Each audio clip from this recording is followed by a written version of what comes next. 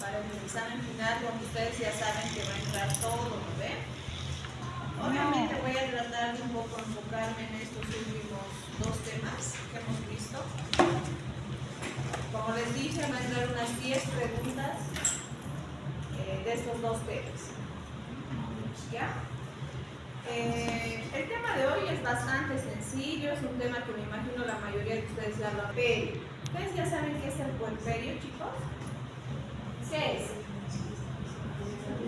Por lo menos tienen una idea, ¿no es cierto? ¿Qué es el puerperio?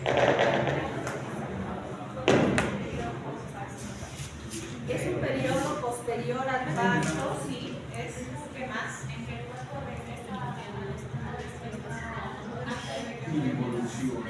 Muy bien, entonces es un periodo que empieza inmediatamente, se produce el parto después de la eliminación de la placenta. ¿Para qué o cuál es su característica? De regresionar a los órganos que se habían transformado en el embarazo al estado pregravídico, pregestacional. Entonces, ¿cómo lo vamos a definir? Es un periodo de transformaciones progresivas de orden anatómico y funcional que van a hacer regresar paulatinamente todas las modificaciones que se han producido durante la gestación por un proceso de involución hasta casi restituir a su estado previo al embarazo. Va a producirse después de la salida de la placenta y los cambios mayores los vamos a ver hasta 6 semanas después del parto. Pero no quiere decir que el puerperio solo dura 6 semanas, ¿no es cierto? ¿Cuánto tiempo dura el puerperio? 364 días. ¿Cómo lo vamos a clasificar? Vamos a tener 4 periodos. Vamos a hablar de un puerperio inmediato, mediato, alejado y tardío. Cada uno de estos tiene sus características particulares y ha sido dividido también dependiendo a lo que vamos a encontrar en estos tiempos.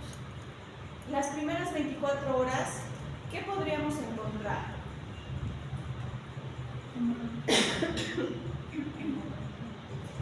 Son pacientes, son situaciones críticas, ¿no es cierto?, que van a poner en riesgo la vida de forma inmediata. Por eso se llama puerperio inmediato. ¿Como quiénes? Las hemorragias, por ejemplo, las primeras 24 horas. Después de las 24 horas hasta el día 10, ¿qué tendrían ustedes que cuidar? Los procesos infecciosos. Y a partir del día 10 al día 42, ¿qué tenemos que valorar?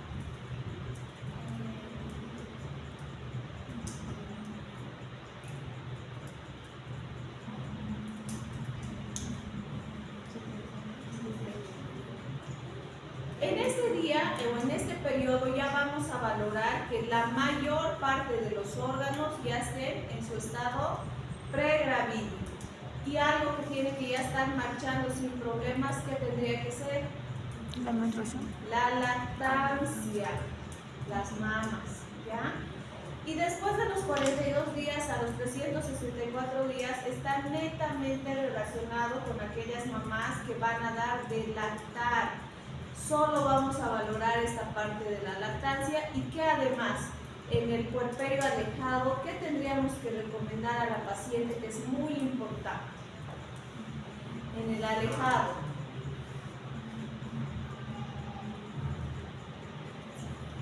¿Qué pasa con el útero ya en aquellas mujeres que no están dando lactancia exclusiva?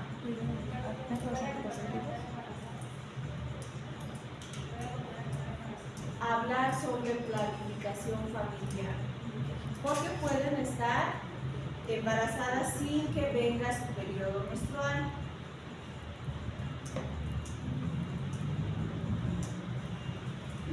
Entonces tenemos que ir valorando todas las transformaciones que se van a vivir, principalmente a nivel del útero, a nivel de las mamas, y cuidar las complicaciones que se pueden presentar, como las hemorragias y las infecciones, que son las complicaciones más grandes que podemos tener.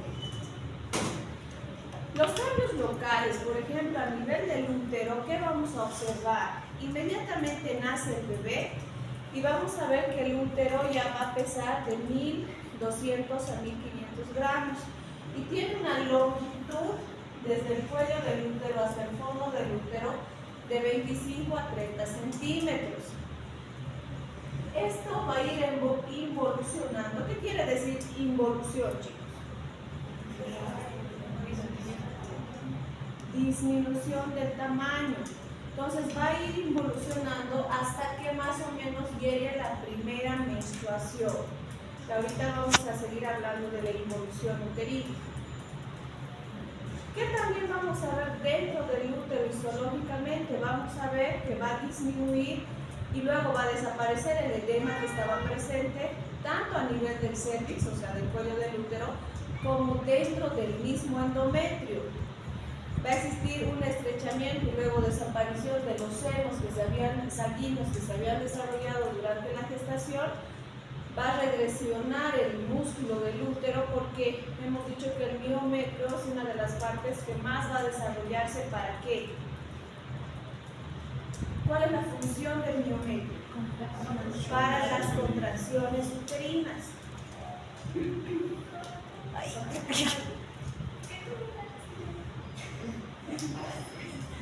¿Qué es? La eliminación de los loquios. Ahorita vamos a ver de qué están compuestos los loquios, qué son los loquios, pero es ese sangrado que observamos inmediatamente después de que ha nacido el bebé, que no lo vamos a llamar como sangrado, ¿no es cierto?, sino loquios. Y eso es algo que ustedes tienen que saber bien, chicos. Por ejemplo, cuando hacen las evoluciones de las pacientes puérperas, ¿qué me ponen los internitos los primeros días? Sangrado escaso, sangrado moderado. Eso no es correcto. Una cosa muy diferente es el sangrado. ¿En quiénes yo podría encontrar sangrado cuando la mamá es puérpera? ¿En qué pacientes se encuentra sangrado? Pacientes con desgarros, ellas van a estar sangrando. Pero si yo digo loquios, está dentro de lo fisiológicamente permitido. Entonces tenemos que expresarnos con propiedad y saber de qué estamos hablando, de un sangrado o de la eliminación de loquios, ¿ya? ¿Qué pasa a nivel del cuello del útero? Los primeros días, obviamente, el cuello del útero va a estar dilatado, va a estar congestivo, va a haber edema. Al tercer día, más o menos, el edema ya va a desaparecer. Y la longitud del cuello del útero, ¿qué es cuánto, chicos? ¿Cuánto mide el cuellito del útero? Hemos visto en la anatomía. De 3 a 4 centímetros ya va a recuperar su longitud normal. Y el día 12, después del nacimiento, el orificio cervical interno se va a cerrar. ¿Y qué pasa con el externo? ¿Se acuerdan que al inicio, en nuestras primeras clases, les mostré dos cuellitos, dos cervix, y les decía, esta es de la paciente que nunca ha tenido hijos y esta es de la que sí ha tenido hijos? Entonces, el orificio cervical externo no se cierra ya, ¿no ve? En aquellas mujeres que han tenido hijos, va a ser transversal. Eso es lo que dijimos. Y en las que ya no han tenido hijos, perdón, es puntiforme, ¿no es cierto?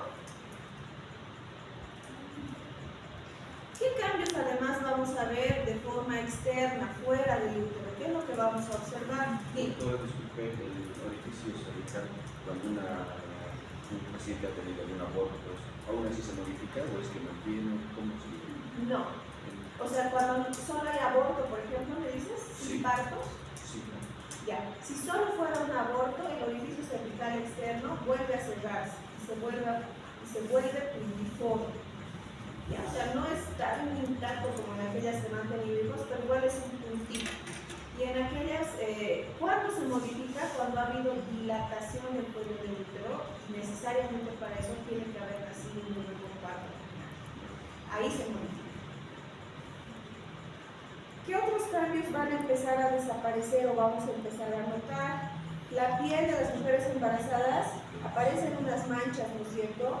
a nivel de la cara, del abdomen, de la línea alba, de los senos, que dependiendo de la zona lo vamos a llamar melasmas, cloasmas, que después del parto desaparecen, empiezan a desaparecer. ¿Qué pasa con las estrías? ¿Las estrías desaparecen o no desaparecen? No desaparecen. Las que son recientes formadas pueden desaparecer, pero en el resto cambian de coloración, ¿no es cierto? En el embarazo vamos a tener un rojo nacarado y después del parto, ¿qué color se vuelven? Blancas plateadas, ¿ya? Entonces eso también ya vamos a empezar a notar. La hipertricosis que ha habido durante la gestación disminuye, desaparece. Los niveles de estrógeno y progesterona también van a empezar a disminuir, los de estrógeno más o menos el cuarto día y los de progesterona hasta el día 10 después del parto. La hormona folículo estimulante todavía va a estar un poco elevada o aumentada en aquellas mamás que van a dar de lactar, y inmediatamente después del parto la prolactina tiende a disminuir para luego nuevamente incrementarse por el tema de la lactancia. Entonces, ¿qué debo valorar en las mamás con puerperio inmediato? ¿Cuál era el puerperio inmediato, chicos? Las primeras 24 horas. Siempre el tema de los signos vitales, más en este momento del puerperio. ¿Por qué? Porque es de mayor cuidado. Incluso nosotros hablamos, y les dije en las clases pasadas, de la hora de oro, ¿recuerdan? O el cuarto periodo de trabajo de parto, que es muy importante hacer el control de los signos vitales cada 15 minutos. ¿Por qué?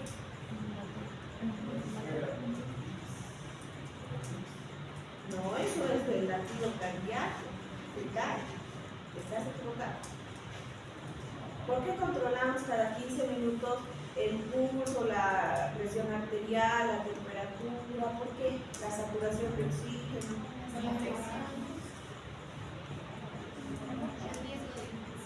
No, las primeras 24 horas no hay riesgo de infección. A no ser que, ¿qué podría predisponer en las primeras 24 horas una infección? Los desgarros. Lo has dicho la clase pasada. Por la ruptura prematura de membranas. Esa es una condición que sí nos va a producir infecciones en el puerperio inmediato. ¿Por qué? Porque la paciente ya está viniendo con el antecedente de la infección y podemos estar incluso hablando de una corioamnionitis ya. Entonces, ella sí, pero si no hay un antecedente infeccioso, ¿qué va a causar que controlemos los signos vitales cada 15 minutos? Las hemorragias. Las hemorragias, el riesgo de hemorragia puerperal. Por eso es que hacemos estos controles cada 15 minutos y más las primeras 2 horas. En las primeras 2 horas, chicos, se va a formar algo que se llama el globo de seguridad retinal, que es lo que ustedes tienen que estar controlando en esta etapa del puerperio, ¿ya? Obviamente, por el tema del parto vaginal, va a existir una sensación de comezón a nivel de la vulva y la vagina, y algo que también presentan las mamás en el puerperio son los escalofríos, y lo vamos a considerar benigno. ¿Por qué presentan escalofríos? Por el sangrado que ha sufrido. Entonces, como ha habido tanto sangrado, estamos hablando que fisiológicamente incluso vamos a considerar hasta 500 cc de sangrado. Más de 500 cc estamos hablando de una hemorragia puerperal. Y dependiendo del control de los signos vitales de la paciente, vamos a incluso hablar de ¿qué? De grados de shock. Entonces ya vamos a ver si la paciente está en shock hipovolémico, grado 1, grado 2, grado 3, dependiendo de sus signos vitales y también de la cantidad de sangre que haya perdido. Entonces lo que acabamos de decir, tenemos que controlar siempre el riesgo de hemorragias y para eso vamos a hacer la valoración de las 4 T's. ¿Cuáles serán las 4 T's, chicos? Tono, alteraciones a nivel del tono, como qué.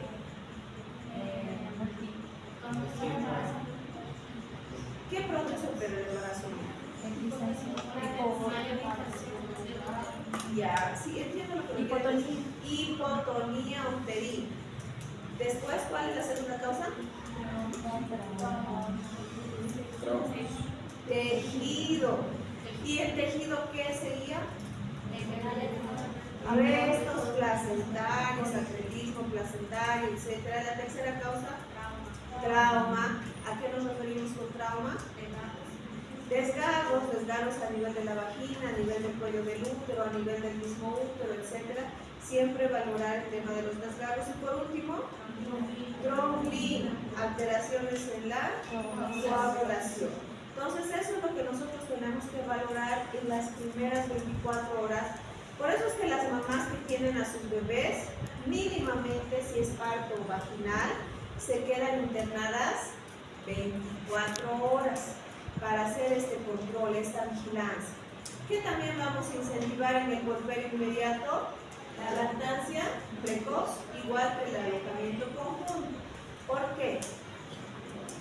¿Por qué les decimos que tienen que empezar a lactar rapidito y tienen que estar junto al bebé? Muy bien.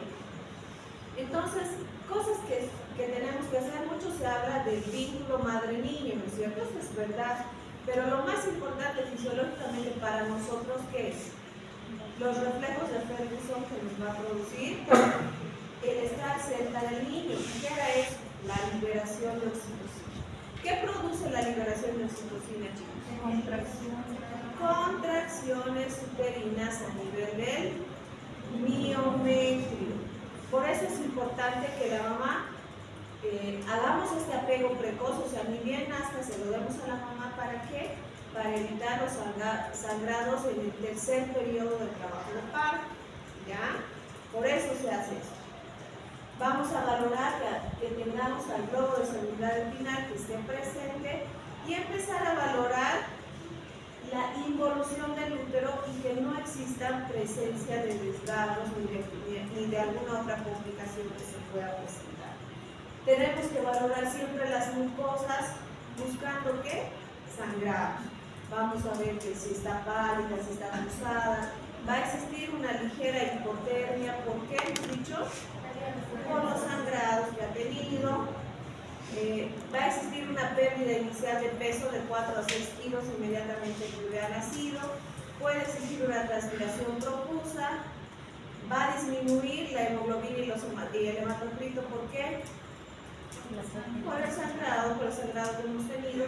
En las primeras clases hemos hablado que las mujeres embarazadas y más en el puerperio después del parto van a tener que una leucocitosis que puede llegar hasta ¿cuánto? Hasta 18.000 y lo vamos a considerar fisiológico entre comillas. Y si ustedes repiten el hemograma al día siguiente, esto ya va a estar normal. Si se mantiene, obviamente nos va a decir que hay un proceso infeccioso, pero si desaparece es nada más parte del parto. Los cambios a nivel del abdomen, ¿qué es lo que vamos a ver? Primero va a existir una diástasis de los rectos, que eso es muy frecuente. Los primeros 12 días después del parto vamos a poder todavía palpar o valorar al útero a nivel del abdomen. Ustedes van a tocar el abdomen y van a poder encontrar al útero. ¿Por qué? Porque vamos a tener una involución uterina de más o menos 1 a 2 centímetros por día. El primer día, ¿dónde podemos encontrar al útero? Cerca del ombligo. ¿Ya? Entonces ese es un punto de referencia. Más o menos el día 6 ya va a estar entre el ombligo y el borde superior de la sínfisis del pubis. A la mitad va a estar. Y el día 12, después del parto, el útero ya se hace intrapélvico. ¿Qué quiere decir eso, chicos? Por ejemplo, ustedes que no están embarazadas, ¿cómo harían para valorar a una mujer que no está embarazada el útero? ¿Cómo valoran? Porque si yo voy y les toco la barriguita, ¿toco el útero? No, ¿verdad? Entonces, ¿qué tendría yo que hacer para valorar su útero? el tacto bimanual. Entonces yo necesariamente tengo que hacer un tacto vaginal y con la otra mano vamos hacia el abdomen, hacia encima del borde superior de la síntesis del pubis y vamos a poder valorar el tamaño del útero, si existen masas anexiales, si algo más está presente. Pero así nomás no se puede tocar, ¿ya? Entonces el día 12, después del parto, ustedes ya no deberían de poder tocar el útero, ya no se valora la involución. ¿Y cómo hacen ustedes para valorar la involución uterina en el abdomen? Si yo les mando a revisar a las pacientes puérperas del hospital y les digo, controlen la involución, ¿cómo hacen la involución? ¿Qué tenemos? Medir la altura uterina. Entonces, ¿qué hacemos? Nos vamos al borde superior de la síntesis del pubis y hasta el fondo del útero, hasta donde llegue. Entonces nos va a dar una medida, nos dirá, por ejemplo, 15 centímetros. ¿Y cómo yo valoro cuánto está involucionando de ayer a hoy? Porque los 15 centímetros de altura uterina no es una involución, ¿no ven? Y eso es lo que me anotan los internitos, ponen IU, o sea, involución uterina de 15 centímetros. ¿Qué les da a ustedes a entender eso? 15 centímetros, ¿no es cierto? Y no es correcto. Entonces, ¿cómo sería correcto? Altura uterina de 15 centímetros con IU, que es la evolución que ponen, de ¿cuánto pondrían? De ¿cómo valoran? Comparativamente. Entonces yo voy a la evolución del día anterior, verifico si ayer era 16 y hoy estoy tomando 15 y ustedes le ponen al ladito IU de 1 centímetro. Esa es su involución del útero y así deberían hacerse las evoluciones de las pacientes puérperas. Pero ya no sé si por comodidad o por qué lo ponen IU de 15, IU de 14. Pero eso te hace pensar que ha regresionado 14 centímetros, ¿no es cierto? Y no está bien, no es lo correcto. Más cortesía. Pacientes que han tenido cesárea, igual hacen Siempre, a todas las pacientes, sea parto, sea cesárea, se valora de la misma forma la involución uterina. Y si no disminuye, ¿qué puede estar pasando? Puede que haya restos, sí, efectivamente. Eso lo vamos a valorar con los días, pero inmediatamente, por ejemplo, yo tengo una paciente que en la mañana ha tenido parto y hoy en la noche voy y controlo la altura uterina y en la mañana ya tenía 15 de altura uterina y hoy vuelvo y tiene 20, 22 de altura. ¿Qué puede estar pasando?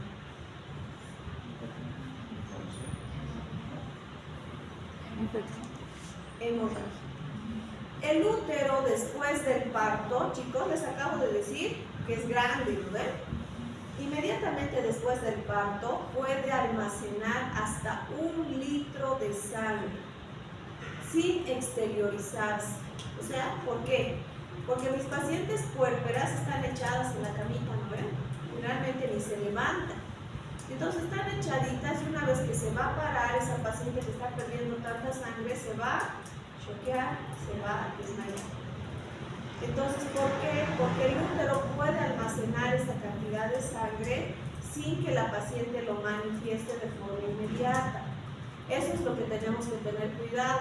Por eso no es anotar por anotar la altura uterina o la involución. Si yo veo de ayer para hoy día que en vez de disminuir ha crecido, tiene que llamarme la atención y evaluar por qué está pasando esto, por qué está creciendo en vez de disminuir, porque eso no funciona de esa manera. Entonces, si está pasando eso, o yo le hago una revisión manual del útero, porque el útero va a seguir abierto, o le mando a la ecografía. Y ecográficamente me dirá, pues hay sangre, hay restos, ¿qué hay ahí? ¿Ya? Hasta ahí está claro, ¿verdad? En cuestión de cesárea, la evolución es la misma. La misma, exactamente la misma. En todas las pacientes cesáreas no puede haber diferencia. Por la cirugía no existe mayor hemorragia. No es. Existe mayor hemorragia, sí. Por eso decimos, en un parto vaginal, después de 500 vamos a considerar hemorragia puerperal. Pero en una cesárea, después de 1000 cc, recién vamos a considerar hemorragia puerperal. O sea, se nos es permitido que sangre hasta ahí. Pero con respecto a la involución del útero, es lo mismo. O sea, igual el primer día el útero tiene que estar a nivel del ombligo, el sexto día igual a la mitad de la síntesis del ombligo, es igualito. El masaje igual se hace. Igual se hace. Aunque la paciente esté llorando, igual se hace. Generalmente tratamos de utilizar algunos medicamentos uterotónicos como la ergometrina o el metergin para que no me la estén masajeando demasiado, pero igual se hace. En las escuelas organizan Y más todavía. Más. Porque la paciente está entrando como en un trauma. Entonces, de por sí eso ya va a condicionar la leucocitosis. En el parto no es tan frecuente como en la cesárea. La cesárea es mucho más. Porque no existe la oxitocina, no había infecciones, no había evolución rápida. ¿En quién? En las mamás que ya tienen cesárea. No, igual es ponemos. Ni bien nace el bebé y estamos sacando la placenta, el anestesiólogo que está ahí en tu cabecera le ponen por vía endovenosa. No les pincha como a las mamás en la nalguita, pero les ponen por la vena, igualito por ellos, a todos. ¿Ya? Algo que es particular también del puerperio son los entuertos. ¿Han escuchado hablar de los entuertos? Son dolores abdominales que van a estar presentes, principalmente están relacionados con las contracciones que va a ir sufriendo el útero para empezar a hacer la involución. Generalmente están presentes más marcadamente los 3 primeros días después del parto y están relacionados ¿con qué? Con la lactancia. ¿Por qué? Por la liberación de oxitocina. ¿Se dan cuenta? Todo es así, todo está relacionado una cosa con la otra. Entonces, yo estoy dando de lactar, se liberan mayores cantidades de oxitocina, por lo tanto mi útero se contrae más, con mayor intensidad y mayor frecuencia. Por lo tanto, va a doler. Son autolimitados. Si fuera el dolor demasiado, ¿qué podemos hacer? Administrar analgésicos. Más nada, pero es algo que sí es motivo de consulta porque las mamás vienen al segundo o tercer día postparto y dicen, no, es que me duele mucho mi barriga, no, ya no aguanto, y aumenta cuando le estoy dando de lactar. Entonces ustedes les explican, ¿no es cierto? Se llaman entuertos y fisiológicamente es normal. Lo único que podemos hacer es darle calmantes, analgésicos, nada más. Vamos a algo muy característico del puerperio, los glóbulos. Entonces, ¿de qué están compuestos los glóbulos? Principalmente de eritrocitos, por eso tienen esa característica sanguinolenta, ¿no ves? Como si estuviéramos viendo sangre que se está eliminando por la vagina. Pero también tienen escoriaciones del cuello del útero y de la vagina, fragmentos que han quedado de la decidua, que eran parte de la placenta, y también de las células de descamación de todo, del útero, del cuello del útero y de la vagina. Entonces los vamos a poder dividir también dependiendo del día del puerperio en el que nos encontremos. Los primeros 3 días son netamente sanguinolentos, así son. Ustedes van y revisan y es como si la mamá estuviera eliminando sangre, eso es lo que van a encontrar. Los próximos 3 a 4 días ya van a ser cero sanguinolentos, ya no van a ser sangre pura. Y después del 7º día ya van a pasar a ser cerosos, así, amarillentos. Y eso nos puede durar las primeras 2 semanas, incluso las 3 semanas. Y al llegar a la 3ª semana, la mamá va a tener una ligera pérdida de sangre, o sea, nuevamente vamos a ver un sangrado, y que es un motivo de consulta también bastante frecuente. La 3ª semana llega la mamá y dice, estoy volviendo a sangrar, otra vez me está sangrando. No es un sangrado que sea fuera de lo permitido, eso se llama un derrame, así se llama, derrame sanguíneo, y es parte de la involución del útero. Entonces nosotros tenemos que tranquilizar a la mamá y decir, sí, fisiológicamente esto está ocurriendo, el útero está volviendo a su tamaño habitual y por eso se ha presentado este sangrado, ¿ya? No es patológico. ¿Cuándo vamos a hablar de loquios patológicos? Algo que no les decía, que me olvidé decirles acá, es el olor característico de los loquios. El olor característico es el hipoclorito de sodio o la lavandina que conocemos. Así huelen los loquios de forma habitual. Y si tenemos loquios patológicos, generalmente vamos a encontrar fétidos. Loquios fétidos, pueden haber otros que no sean fétidos, pero sin embargo van a ser turbios, achocolatados, o incluso ya vamos a ver loquios purulentos. Y existen también aquellas mamás que no pueden eliminar por completo la cantidad de loquios y el orificio cervical interno se cierra anticipadamente. Entonces se va a producir la retención de los loquios, o lo que se llama loquiometra. En ese caso, ¿qué haríamos, chicos, si se han retenido dentro del útero los loquios? ¿O creen que así nomás solito va a estar bien? Podemos hacer un aspirado, como dice su compañera, previa valoración. Entonces ustedes hacen una valoración del orificio cervical externo e interno y ven cómo está. Si realmente está completamente cerrado, nos vamos a un procedimiento, y el de elección es el aspirado manual endouterino o el legrado, que vamos a sacar, vamos a abrir el orificio cervical y vamos a sacar lo que está por dentro. Y lo otro es tratar con medicamentos. Si yo veo que es un cuello que todavía está reblandecido, que puede ceder a la medicación, ¿qué voy a utilizar? Misoprostol y o ergometrina. Entonces con eso vamos a abrir el orificio cervical y vamos a causar la salida de los loquios. Si yo no saco los loquios, ¿qué puede pasar? Primero, mucho dolor en la paciente, y segundo, infecciones. Entonces, por eso es que no podemos dejar y debemos de sacar eso que está quedando adentro. Uno de los órganos que va a sufrir mayores cambios es la mama, porque esta sí no va a regresionar. ¿Esta qué va a hacer? Va a evolucionar más bien, ¿no es cierto? Entonces se va a preparar para la lactancia. Vamos a ver los senos que van a estar turgentes, van a estar duros. Algo que les hablaba en las primeras clases es que vamos a ver una red venosa de Haller, ¿no es cierto? Que se va a manifestar, que va a ser muy visible. Va los primeros días, ¿qué es lo que la mamá va a eliminar? ¿Qué va a producir? Calor. Entonces va a estar presente y lo va a proteger ¿contra qué? ¿Qué infecciones? Respiratorio. ¿Qué infecciones? Gastrointestinal. Gastrointestinales. Entonces eso vamos a ir valorando, y de acuerdo a los días que vayan pasando, el calostro se va a volver en leche, ¿no es cierto?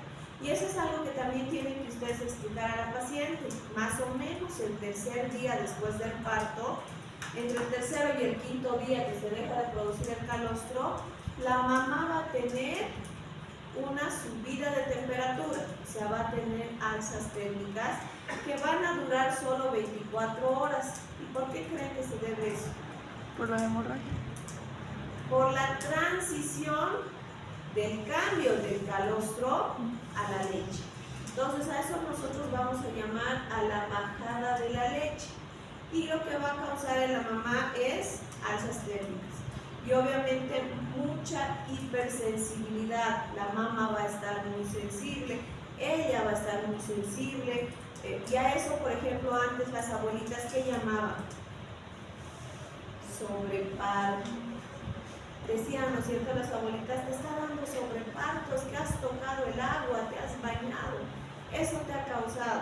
No, eso, la bajada de la leche, chicos, es la transición del cambio de leche, y es muy normal, es benigno y solo va a durar 24 horas. ¿Se puede medicar a la paciente? Sí. se le puede dar medicamentos, pero solo ese día. Como les digo, esto es transicional, es solo las 24 horas después esto desaparece. Del tercero al quinto día.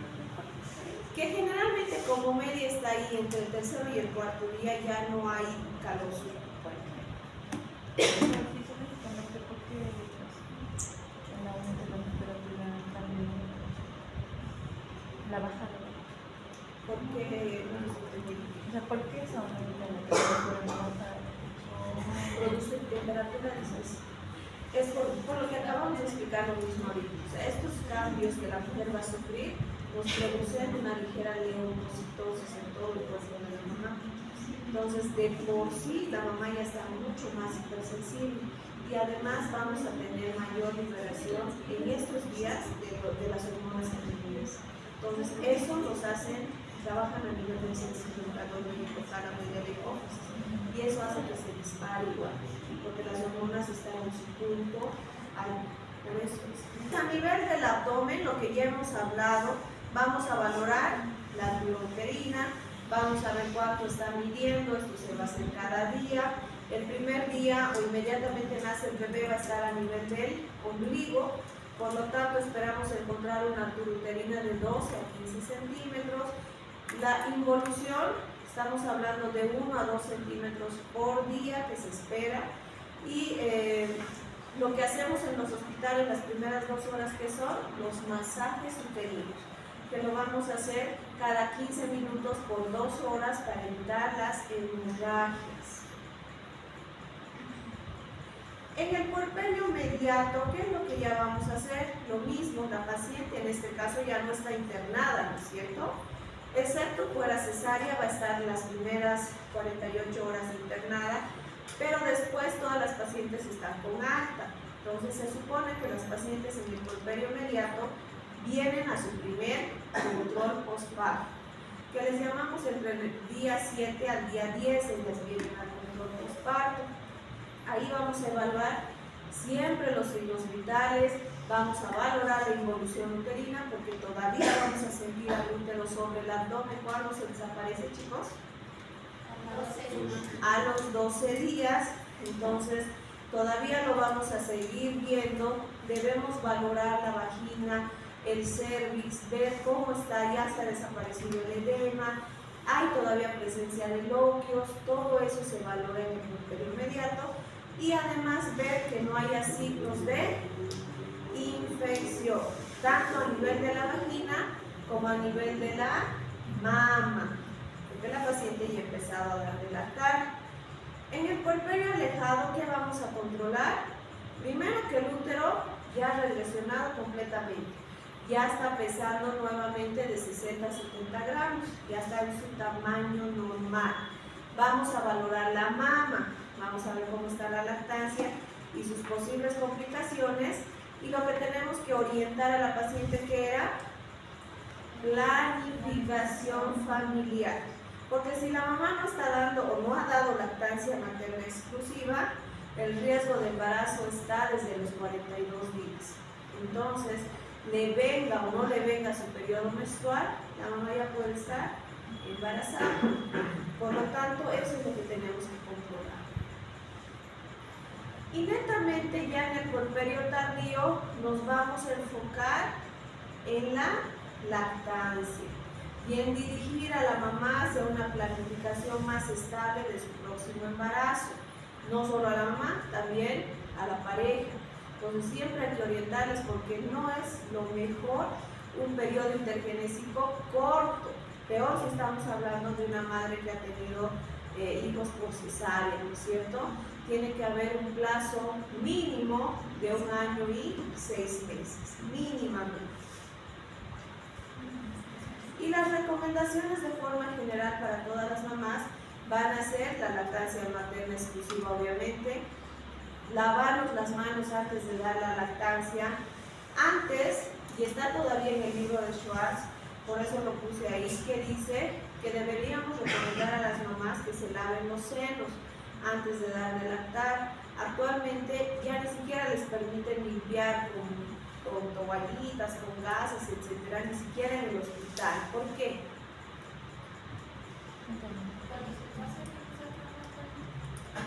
No te escuché bien.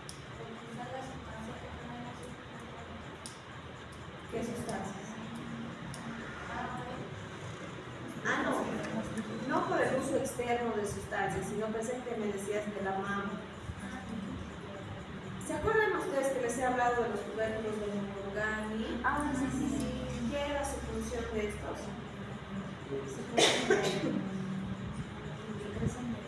Lubrican, exactamente, van a producir una secreción.